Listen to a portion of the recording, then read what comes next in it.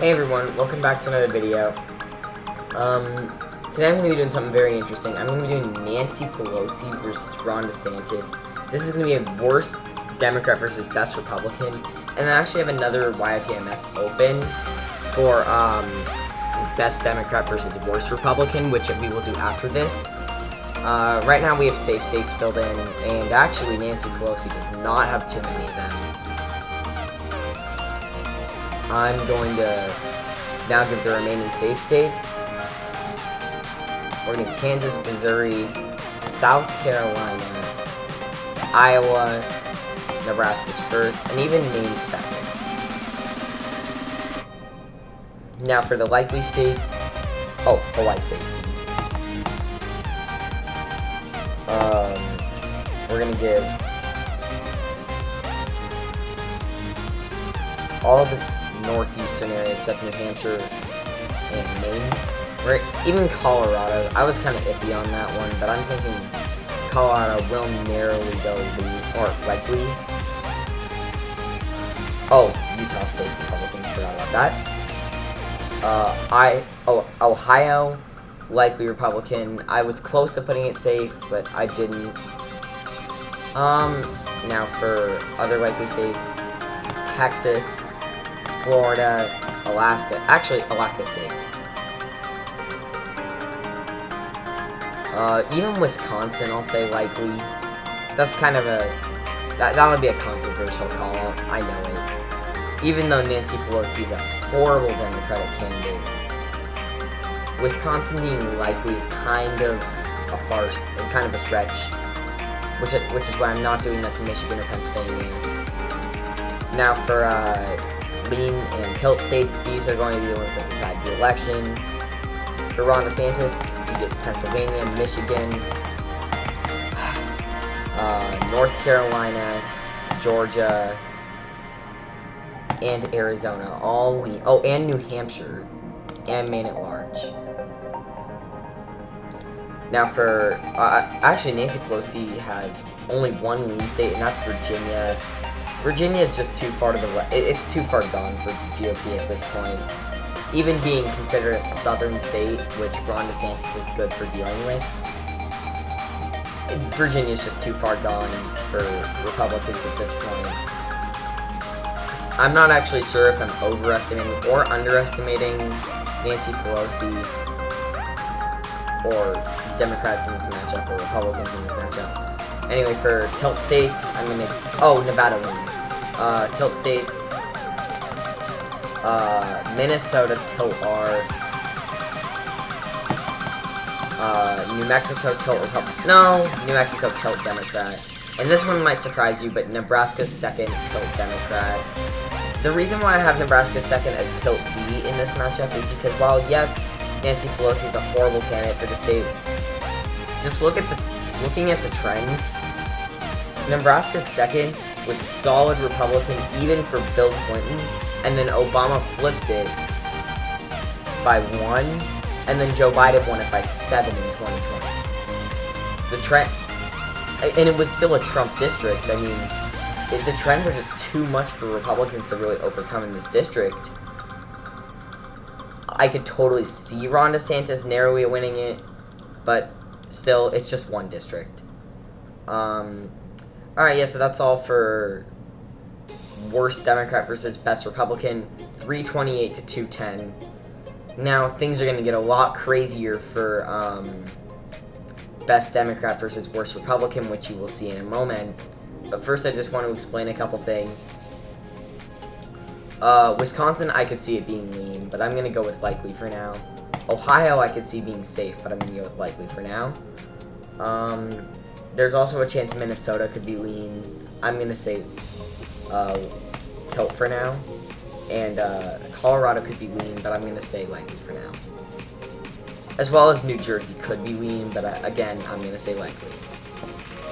Now, for where things get crazy is this map. Now, I don't actually have the safe states filled in. Did not have time, but let's do it now.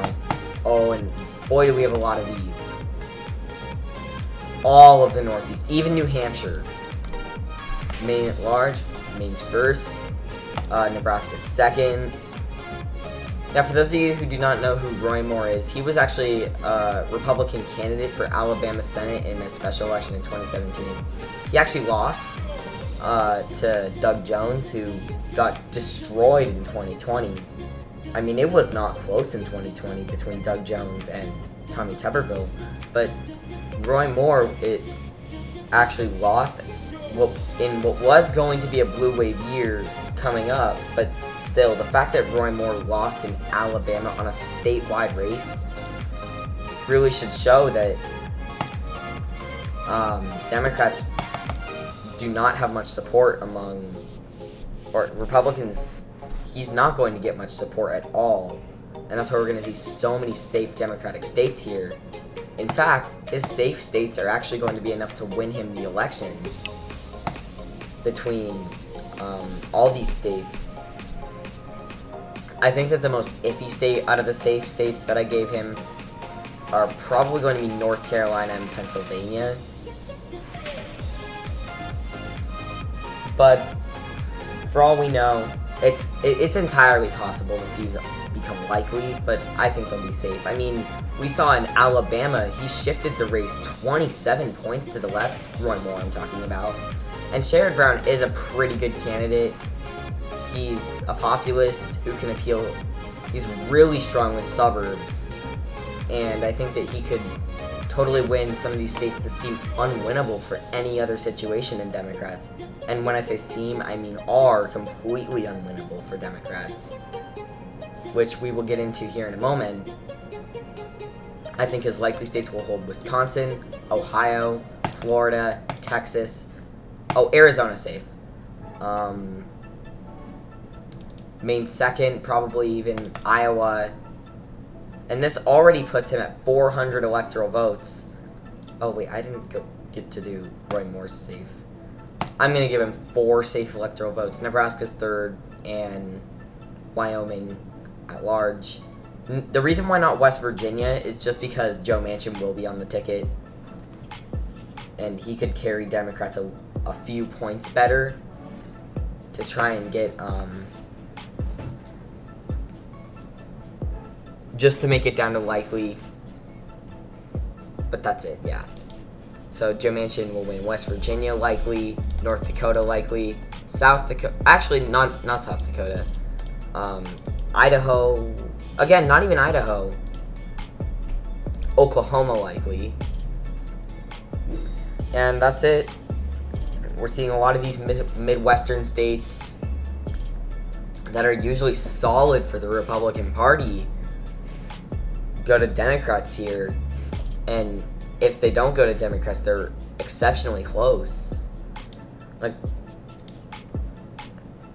Nevada, usually one of the closer states in elections, being solid blue. And even Georgia is solid blue, which is trending to the left, but Roy Moore is so weak of a candidate that he just would not be able to pull off numbers that Democrats need, or Republicans need, in Georgia, North Carolina, and I was even debating putting Florida as safe, or Ohio and Wisconsin as safe, but I decided to give them likely for now. For Republican lean states, I have Arkansas, South Dakota, Idaho. Is that it? Yes, that is it. And actually, oh, South Carolina likely as well. Alaska likely as well. Man, I'm missing a lot of states. I'm going to give Utah lean, Montana lean, Kansas lean, Missouri lean, Tennessee lean, and Nebraska's first lean, Nebraska at large lean, and for tilt states, oh, Mississippi lean. And for tilt states, Louisiana, oh, no, Louisiana lean as well. Alabama, Kentucky, and I guess Indiana lean because he does have regional advantage. And this is the only way I could possibly see a Democrat carrying 500 electoral votes. This is, of course, not going to be the matchup. Neither will this. Wow, it actually kind of hurt my eyes shifting from all this blue to all this red. and then shifting back, it also kind of hurt my eyes.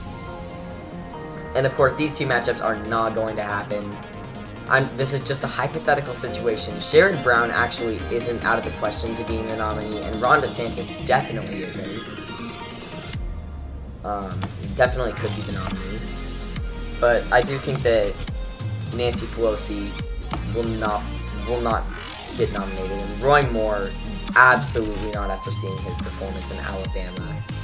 I don't even think he'll win Alabama on the presidential level, and I think he could narrowly carry some of these super Republican states like Oklahoma or Arkansas, South Dakota, Idaho. These are like R plus 30 or R plus 27 states that Roy Moore would only barely carry.